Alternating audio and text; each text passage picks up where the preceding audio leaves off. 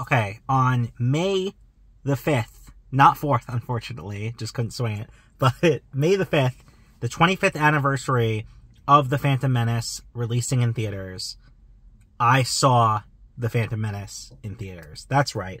I went with my friend Jordy, who you've seen on this channel, and we went and we watched The Phantom Menace 25 years later. My first time ever seeing it in theaters. I know it's had a few like theater re-releases over the years, but I wanted to give my quick thoughts on it because it's such, with like, you know, obviously everyone considered that for so long to be the pinnacle of shit when it comes to Star Wars, like bad Star Wars content.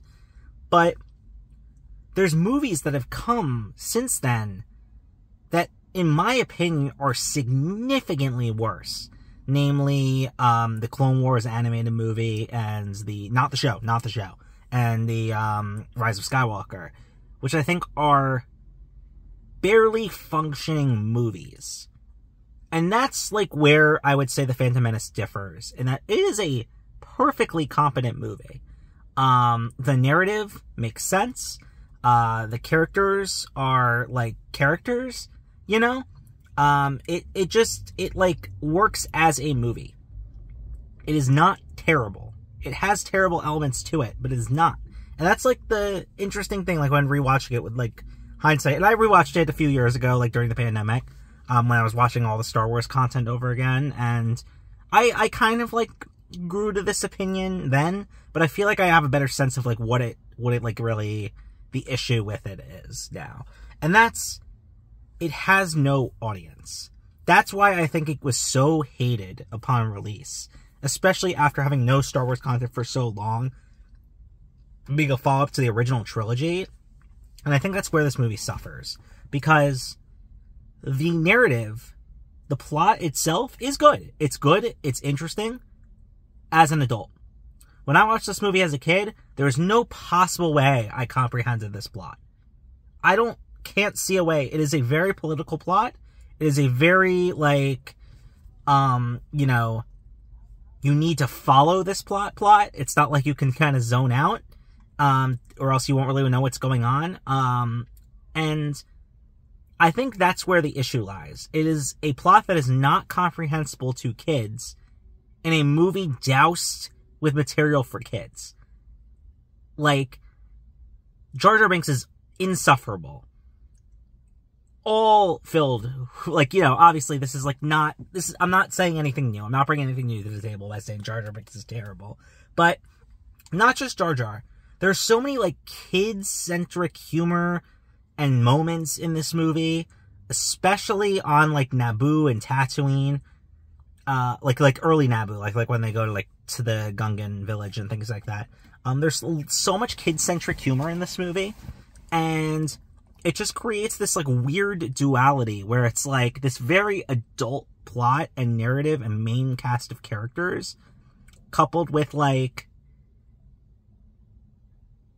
a kids movie. And because it's like has no direct audience, it just doesn't work.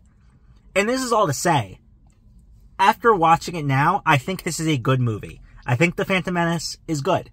And I think a lot of people are starting to come around with the prequels being good. I would say it is definitely a better movie than Attack of the Clones, which is a hot take, because most people say like that the prequels get better each one.